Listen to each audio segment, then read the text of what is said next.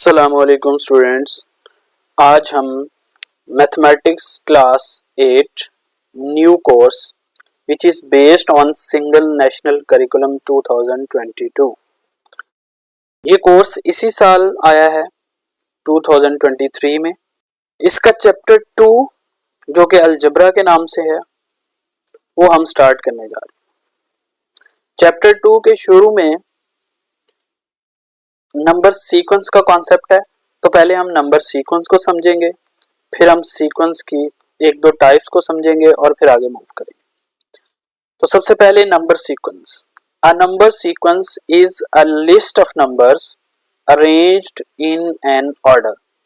तो डेफिनेशन से बड़ा क्लियर है कि जो नंबर सीक्वेंस है वो एक लिस्ट ऑफ नंबर्स है।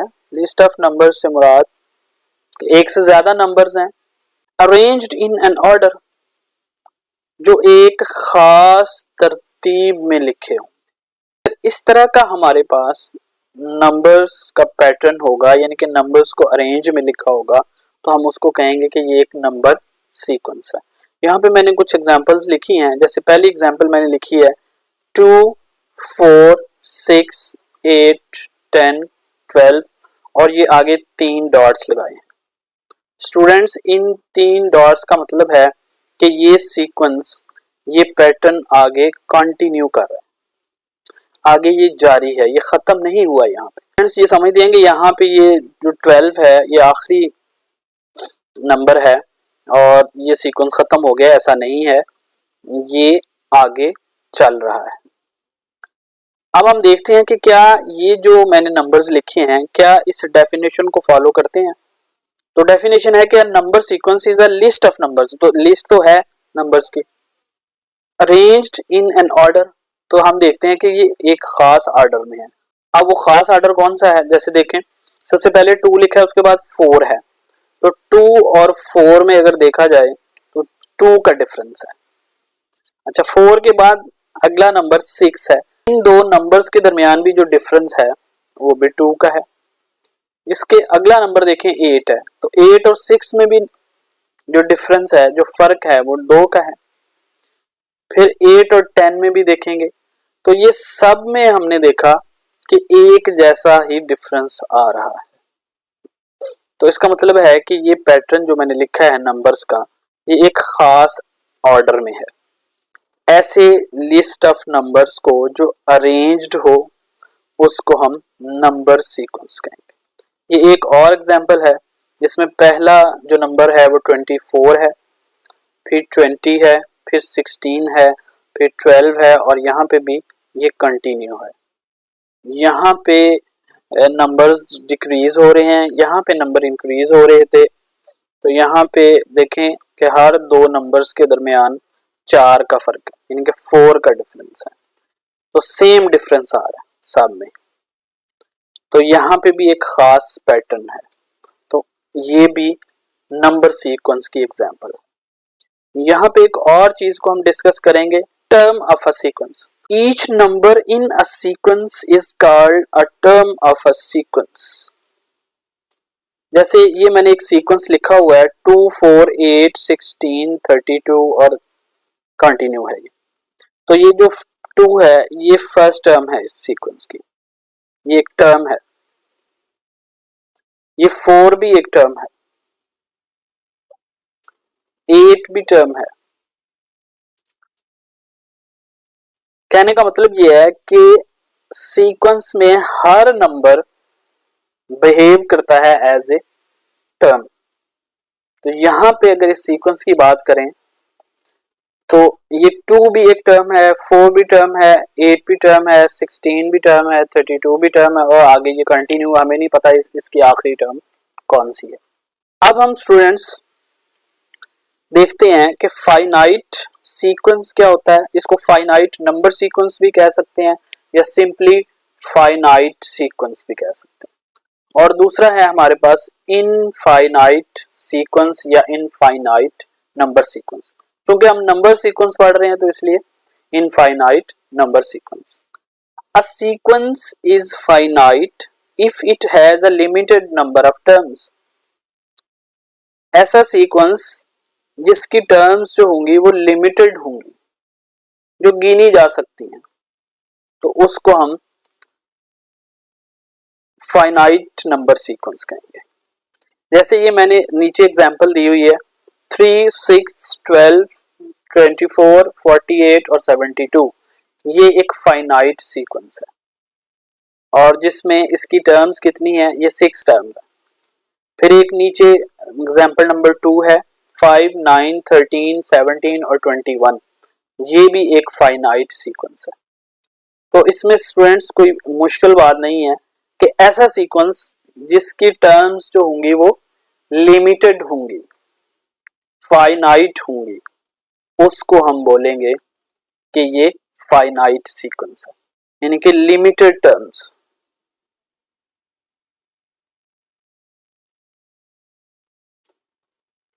और दूसरी तरफ इनफाइनाइट सीक्वेंस, तो सिंपली हम ये कह सकते हैं कि a sequence which is not finite is called infinite sequence.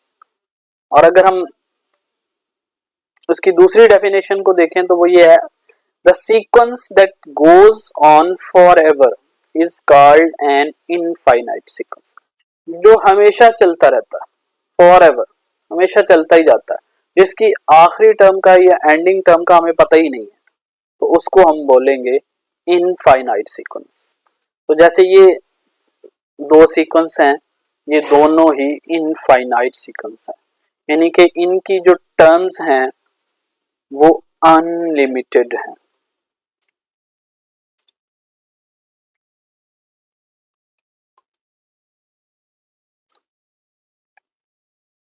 अगर लिमिटेड टर्म्स हैं तो वो फाइनाइट सीक्वेंस है, और अगर अनलिमिटेड टर्म्स हैं तो वो इनफाइनाइट सीक्वेंस।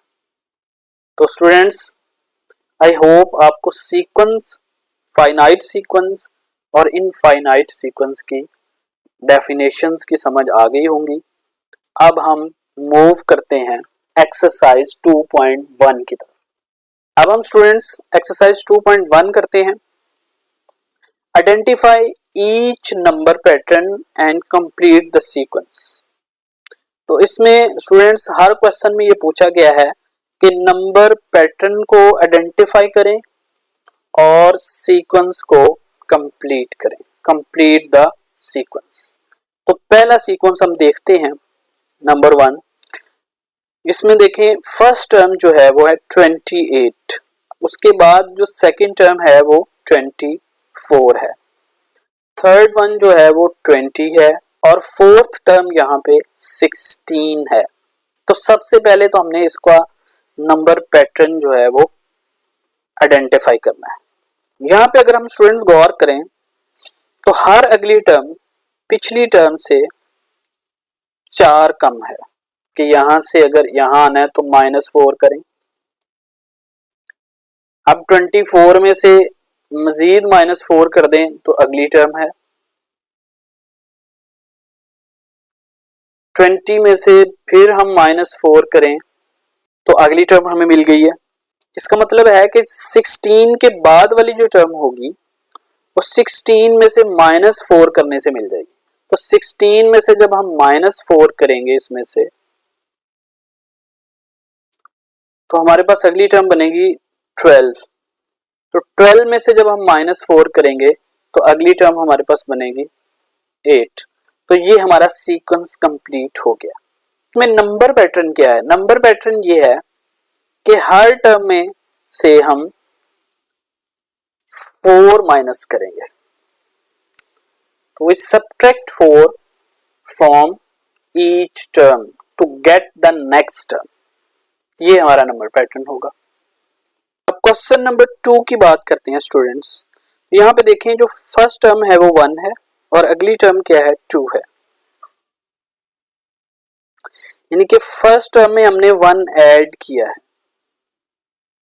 यहाँ पे फर्स्ट से सेकंड में आए हैं तो हमने +1 किया है, लेकिन जो उससे अगली टर्म है उसमें स्टूडेंट्स हमने 2 ऐड किया है, +2, और उससे अगली टर्म में हमने +3 ऐड किया है।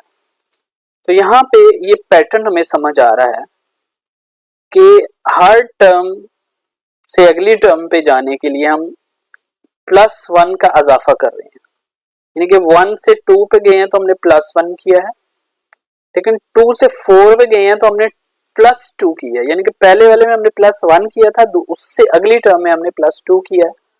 अब उससे आगे वाली टर्म पे जब हम गए हैं तो +3 ऐड किया है। तो अब इसके हिसाब से जब हम 7 के बाद नेक्स्ट वाली टर्म पे ऐड जाएंगे, तो चूंकि पीछे हमने 3 ऐड किया था, अब प्रीवियसली देखें एक एक ज्यादा ऐड होता जा रहा है, पहली में 1 ऐड किया है, अगली में +2 है और उसमें अगली में +3 है, तो इसका मतलब है जो अगली टर्म आएगी उसमें हम +4 ऐड करेंगे। इस वाली में, इसमें हम 7 वाली टर्म जो है इसमें +4 ऐड करेंगे, तो ये आ जाएगा 11। अब 11 के बाद जो टर्म बनेगी इसमें हम इस 11 में हम +5 ऐड करेंगे, क्योंकि पिछली वाली में हमने +4 ऐड किया था, तो इसमें +5 ऐड करेंगे, तो 11 + 5 16। तो ये हमारा सीक्वेंस जो है वो कंप्लीट हो गया, जिसमें 2 टर्म्स मिस थी वो हमने फाइंड कर ली प्रीवियस पैटर्न को देखकर। अब क्वेश्चन नंबर 3 पे हम मूव करते हैं स्टूडेंट्स। क्वेश्चन नंबर 3 में देखें, पहली टर्म 77 है, उसके बाद 66 है और फिर 55 है। तो पहली टर्म 77 है, 77 में से अगर हम 11 माइनस करें तो 66 आता है। ये अगर आप चाहें तो साइड पे आप चेक भी कर सकते हैं, 77 माइनस 11, तो 7 माइनस 1 6, 7 माइनस 1 6, तो ये 66 हो गया। तो यही है अगली टर्म। अच्छा, अगली टर्म में हम अगर मजीद 11 माइनस कर दें इसमें से, तो ये 55 आ रहा है, तो ये 55 ही है थर्ड वाली टर्म। इसका मतलब इसमें से आगे फिर हमने मजीद 11 माइनस करना है। हमें पैटर्न समझ आ गया कि हर टर्म में से 11 माइनस हो रहा है, तो हम क्या करेंगे, 55 में से जब 11 माइनस करेंगे तो हमारे पास आ जाएगा 44। 44 में से जब 11 माइनस करेंगे तो 33, बिल्कुल 33 ही है। 33 में से जब 11 माइनस करेंगे तो 22, और 22 में से जब हम 11 माइनस करेंगे तो लास्ट टर्म हमारे पास आ जाएगी 11। तो ये हमारा सीक्वेंस जो है वो कंप्लीट हो गया। इसमें 2 टर्म्स मिस थी, वो दोनों हमने फाइंड आउट कर ली। तो इसमें सीक्वेंस में नंबर पैटर्न क्या है कि we are subtracting 11 from each term to get the next term. अगली टर्म हासिल करने के लिए हम पिछली वाली टर्म में 11 माइनस कर रहे हैं, तो यही हमारा नंबर पैटर्न है। क्वेश्चन नंबर 4 देखें स्टूडेंट्स, पहली टर्म 50 है, 50 में +50 हुआ है तो ये 100 आ गया है। 100 में +50 हुआ है तो ये 150 आ गया। तो बड़ी सिंपल बात है कि 150 में जब हम +50 ऐड करेंगे तो हमारे पास 200 आ जाएगा। 200 में +50 ऐड हुआ है तो 250 आ गया। 250 में +50 ऐड कर देंगे तो 300 आ जाएगा। 300 में अगेन +50 ऐड हुआ है तो हमारे पास 350 आ गया है, और 350 में मजीद हम 50 ऐड करेंगे तो 400 आ जाएगा। तो ये वाला सीक्वेंस भी हमारा कंप्लीट हो गया। इसमें नंबर पैटर्न क्या आया है students, number pattern add 50 to each term to get the next term, यानी कि ऐड हमने करना है, add 50 to each term to get the next term. ये हमारा नंबर पैटर्न है स्टूडेंट्स। अब स्टूडेंट्स हमारे पास जो नेक्स्ट क्वेश्चन है, क्वेश्चन नंबर 5 है, ये इंटरेस्टिंग है। इसमें पहली जो 2 टर्म्स हैं वो मिस हैं, फिर थर्ड, फोर्थ और फिफ्थ गिवन है, सिक्स्थ दोबारा मिस है, सेवंथ गिवन है और 8th दोबारा मिस है। तो यहाँ पे हम देखते हैं कि इसको हम कैसे करेंगे। अब चूंकि पहली दो टर्म्स तो हमारे पास है नहीं, अब हमारे पास है थर्ड टर्म, फोर्थ टर्म। यहाँ पे स्टूडेंट्स एक सिंपल सी चीज जो हमें नजर आ रही है वो ये है कि 243 ये थर्ड टर्म है। 243 को अगर हम 3 पे डिवाइड करें तो 3 8 are 24, ये 3 नीचे आ जाएगा तो 3 1s are 3, तो 81 आंसर आ गया। अब अगर हम स्टूडेंट्स 81 को डिवाइड करें 3 पर तो 3 2s are 6, 2 आ गया, 8 minus 6 2, ऊपर से हम 1 नीचे उतारेंगे तो 3 7s are 21, तो ये 27 आ गया। इसका मतलब ये हुआ कि हर टर्म को 3 से डिवाइड किया है, हर टर्म को क्या किया गया है, 3 से डिवाइड किया गया है। 243 को जब हमने 3 से डिवाइड किया तो 81 आ गया, 81 को जब हमने 3 से डिवाइड किया तो 27 आ गया। अब 27 को जब हम 3 से डिवाइड करेंगे तो 3 9s are 27, तो इसका मतलब है 27 के बाद वाली जो टर्म होगी वो 9 होगी। 9 को जब हम 3 पे डिवाइड करेंगे तो हमारे पास 3 आ जाएगा, और अब हमारे पास चूंकि 3 रह गया है तो इस 3 को जब हम 3 पे डिवाइड करेंगे तो हमारे पास जो लास्ट टर्म आएगी वो 1 आएगी। यानी कि स्टूडेंट अगर गौर करें आप लोग तो हर टर्म को 3 से डिवाइड किया, यहां से हमने इसका अंदाजा लगाया 243 से 3 से डिवाइड किया। लेकिन अगर इधर से हम चलें तो 1 को इसने मल्टीप्लाई किया है 3 से, फर्स्ट टर्म 1 थी तो 1 को 3 से मल्टीप्लाई किया तो 3 आ गया। अब 3 को फिर 3 से मल्टीप्लाई किया तो 9 आ गया, 9 को फिर 3 से मल्टीप्लाई किया है तो 27 आ गया है, 27 को हमने 3 से मल्टीप्लाई किया तो 81 आ गया, 81 को हमने 3 से मल्टीप्लाई किया, 81 को इसको जब हम मल्टीप्लाई करेंगे 3 से तो हमारे पास ये 243 आ जाएगा। यहाँ पे जब हम 243 को 3 से मल्टीप्लाई करेंगे 3s are 9, 4 3s are 12, 3 2s are 6 और एक जो पीछे से बचा था 729, तो ये हमारे पास 729। अब क्या करना है, हमने इस 729 को दोबारा 3 से मल्टीप्लाई करना है स्टूडेंट्स, तो 3 9s are 27, 7 3 2s are 6 और 2 8 और 7 3s are 21, तो ये फर्स्ट टर्म जो हमारी आएगी वो 2187 यानी कि 2187। तो ये इस तरह से ये हमारा सीक्वेंस भी कंप्लीट हो गया। तो इसमें थोड़ा सा स्टूडेंट्स आपने सोचना है कि हुआ क्या है, क्योंकि इसकी पहली दो टर्म्स जो थी वो मिस थी। अब स्टूडेंट्स आखिरी क्वेश्चन रह गया इसका, इस एक्सरसाइज का 6th, इसकी भी पहली दो टर्म्स मिस हैं, थर्ड फोर्थ और फिफ्थ गिवन है और फिर 6th मिस है और आखिरी दो अगेन गिवन है। तो हम इन्हीं से हिंट तलाश करेंगे। ये 11 के बाद अगर देखा जाए तो इसमें कितना ऐड हुआ है, तो ये 17 बना हुआ है, ये 6 ऐड हुआ है,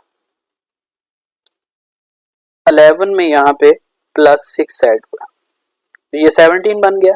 अब 17 के बाद इसमें कितना ऐड हुआ है, 17 के बाद ये 7 ऐड हुआ, तो फिर ये 24 बन गया।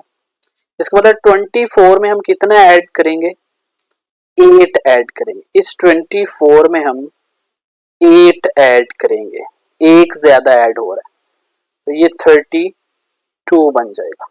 32 में हमने कितना ऐड करना है इधर, तो अगली टर्म बनेगी प्लस 9, तो ऐसा ही है 32 में प्लस 9 ऐड करेंगे तो 41 है, और इसमें कितना ऐड होगा तो ये 51 प्लस 10। तो इसका मतलब ये है कि हर टर्म में पिछले वाली टर्म से एक ज्यादा ऐड हो रहा है। यहाँ पे देखें स्टूडेंट्स 11 के बाद ये 17 बनने में प्लस 6 ऐड हुआ था, लेकिन अगली वाली में हमने प्लस 7 ऐड किया है, अगली वाली में प्लस 8 ऐड किया है। तो यहाँ पे देखें स्टूडेंट्स कि ये जो टर्म थी हमारे पास 11 के बाद जो हमने ऐड किया है वो प्लस 6 ऐड किया है। तो इसके जब हम प्रीवियस जाएंगे, बैक जाएंगे हम यहाँ से, तो इससे जो पीछे वाली टर्म थी उसमें डेफिनेटली प्लस 5 ऐड हुआ होगा। तो यहाँ पे हमने इसको क्या करना है, 11 में से 5 को सब्ट्रैक्ट करना है।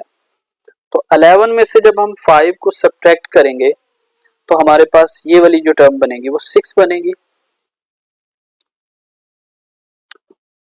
यहाँ पे हमने -5 किया। 6 के बाद वाली जो स्टूडेंट टर्म है वो 11 है, क्योंकि इसमें प्लस 5 ऐड हुआ है। अगर इधर से हम इधर से चलेंगे, लेफ्ट से राइट की बात करें, तो इसमें 5 ऐड हुआ है। तो इससे पिछली जो टर्म थी उसमें प्लस 4 ऐड हुआ होगा। तो यहाँ पे 6 में से अगर हम सब्ट्रैक्ट करेंगे तो -4 सब्ट्रैक्ट करेंगे तो ये 2 आ जाएगा। तो यही हमारा रिक्वायर्ड सीक्वेंस बन जाएगा, जिसकी पहली टर्म होगी 2, दूसरी होगी 6, फिर 11, 17, 24, 32, 41 और 51। तो ये स्टूडेंट्स एक्सरसाइज 2.1 का लास्ट क्वेश्चन था। आई होप आपको ये पूरा लेक्चर समझ आया होगा।